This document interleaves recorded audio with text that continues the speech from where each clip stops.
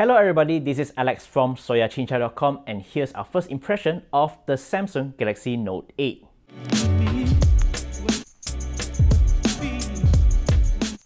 The Galaxy Note 8 is a successor of the ill-fated Galaxy Note 7. As you would expect, it looks like a Galaxy S8 Plus with a more squarish exterior.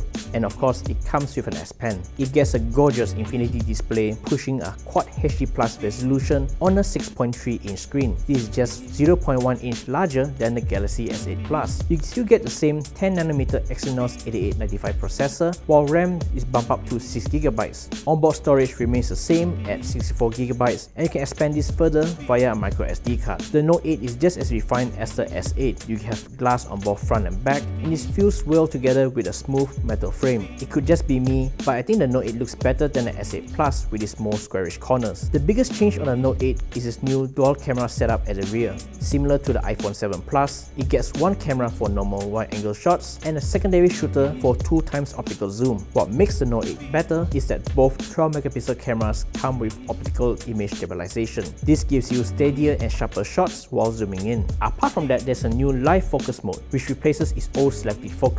It's kinda like portrait mode, but you get the option to adjust the amount of blur and you can see the changes in real time. Even if you don't plan on taking any bokeh effects, live focus mode will capture both wide angle and close-up shots, so you won't miss the full picture. If the background isn't blurred enough, you can even make changes even after the picture is taken. For selfies, it gets an 8MP autofocus camera with a host of stickers and beautification layers. Overall, the cameras are a huge improvement, but there are a couple of kinks in its camera interface. For example, when you tap to focus anywhere on the screen, the 2x zoom icon is replaced by the exposure level, and you need to wait for about 2 seconds for it to go away, and that's quite annoying. If you want to make incremental zoom, you'll have to drag the shutter button, which is quite vague compared to swiping a circular ring on the screen.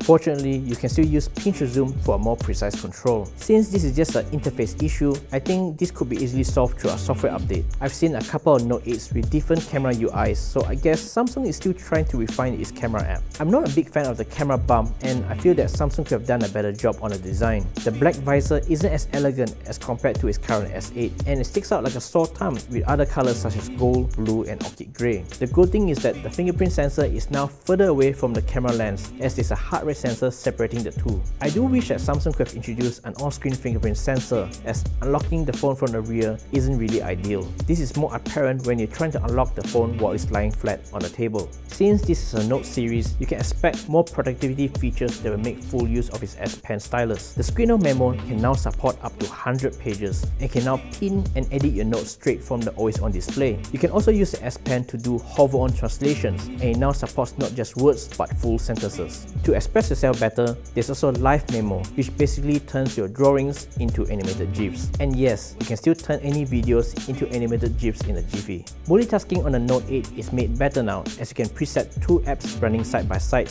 with App Pair. With this, you can load up say Chrome and YouTube, or Spotify and Google Maps with a single tap. Running 2 apps in multi-window mode is more practical now thanks to its taller screen. Since this is a dual SIM device, you can now install 2 copies of WhatsApp and other messaging apps with this new dual messenger feature. Overall, the performance and software on the Note 8 feels pretty polished, but surprisingly, it still runs on Android 7.1.1 out of the box.